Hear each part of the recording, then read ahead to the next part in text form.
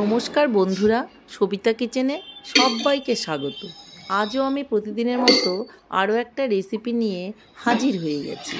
আজ আমি বানাবো আলুর দম। এই আলুর দমটা কিন্তু খেতে ভীষণই ভালো লাগে। রুটি, পরোটা এবং গরম ভাতের সঙ্গেও কিন্তু ভীষণই ভালো লাগবে। বানানোটাও কিন্তু খুবই সহজ। তাহলে এই আলুর দমটা আমি কি করে বানালাম সেটাই দেখে নেওয়া যায়। প্রথমেই কিন্তু আমাকে কিছু আলু নিয়ে নিতে হবে। আলুগুলো দেখুন আমি খুব সুন্দর করে ধুয়ে নিয়ে নিয়েছি। আর একটা প্রেসার কুকারের মধ্যে আলুগুলোকে দিয়ে দেব। আলুগুলোকে প্রেসার কুকারের মধ্যে দিয়ে একটু জল দিয়ে দেব। আর জল দিয়ে এটাকে আমি সেদ্ধ করে নেব। এদিকে আমি একটা প্লেটে নিয়ে নিয়েছি টমেটো, কাঁচা লঙ্কা, আদা আর রসুন। এগুলোকে খুব ভালো করে পেস্ট করে নেব। এইদিকে দেখুন আলুগুলো সিটি পড়ে গেছে। আবার এইদিকে আমার মশলাটাও কিন্তু পেস্ট করা হয়ে গেছে। আরও দুটো আমি পেঁয়াজ নিয়ে নেব। পেঁয়াজগুলোকে কুচি কুচি করে আমি কেটে নেব। এদিকে দেখুন আমার আলুগুলো কিন্তু সেদ্ধ হয়ে গেছে। আলুগুলোকে খুব ভালো করে ছুলে নেব। ছুলে কিন্তু ধুয়ে নিতে হবে। যদি আলুটা প্লেন থাকতে হবে তাহলে কিন্তু ভাজাটা ভীষণই ভালো হবে। তারপর আমি একটা কড়াই নিয়ে নেব। কড়াইয়ের মধ্যে দিয়ে দেব কিছুটা সরষের তেল। আর তেলটা যখন একটু গরম হয়ে যাবে তার মধ্যে একটু হলুদ দিয়ে দেব, যেন আলুটা দেওয়ার পর তেলটা না ছিটে আসে। আলুটা আমি দিয়ে দিলাম। তারপর ভালো করে তেলের মধ্যে আমি নেড়ে চেড়ে নেব। আর নেড়ে চেড়ে নিয়ে একটুখানি দিয়ে দেবো লবণ। তাহলে লবণ আর হলুদ দিয়ে ভালো করে নেড়ে চেড়ে আলুগুলোকে আমি ভেজে নেব। দেখুন আলুগুলো কিন্তু আমার ভাজা হয়ে গেছে। আলুগুলোকে তুলে নিয়ে সেই কড়াইয়ের মধ্যেই আমি আরও একটুখানি তেল অ্যাড করে দেব। তারপর দিয়ে দিব গোটা জিরে, একটা শুকনো লঙ্কা, দিয়ে দিব তেজপাতা আর দিয়ে দিব গোটা গরম মশলা।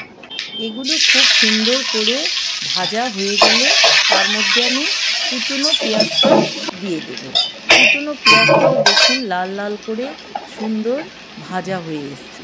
লাল লাল করে ভাজা হয়ে গেলে তার মধ্যে আমি হলুদ আর কাশ্মীরি লঙ্কা গুঁড়ো অ্যাড করে দেব। কাশ্মীরি লঙ্কা গুঁড়ো দেওয়ার জন্য কালারটা কিন্তু ভীষণ ভালো লাগে।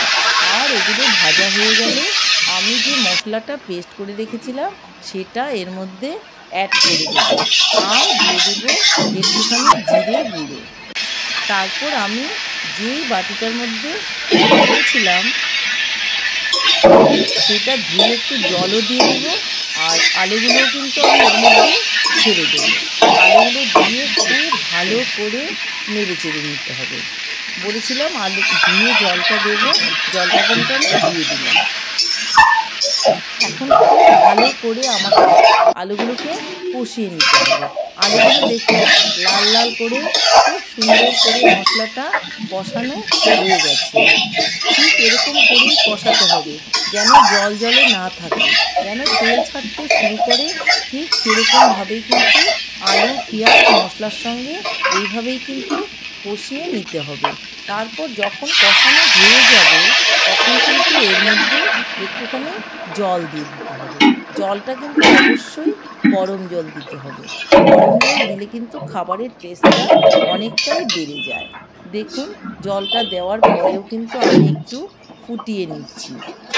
যখন টকবক করে ফুটতে থাকবে তখন কিন্তু এর মধ্যে দিয়ে দিব আমি একটুখানি গরম মশলা।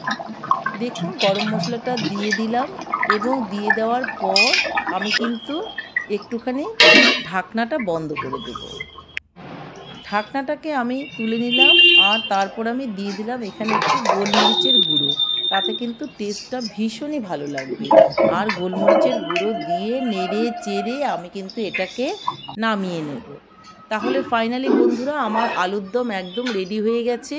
আমার আলুর দমটা কেমন হয়েছে, যদি রেসিপিটা ভালো লাগে তাহলে লাইক শেয়ার কমেন্ট করতে ভুলবেন না। আর আপনি যদি আমার চ্যানেলের নতুন বন্ধু হয়ে থাকেন চ্যানেলটা সাবস্ক্রাইব করতে ভুলবেন না। পাশে থাকা বেল আইকনটি প্রেস করে রাখুন আমার নিত্য নতুন রেসিপির আপডেট পেতে। নমস্কার, ভালো থাকবেন, সুস্থ থাকবেন।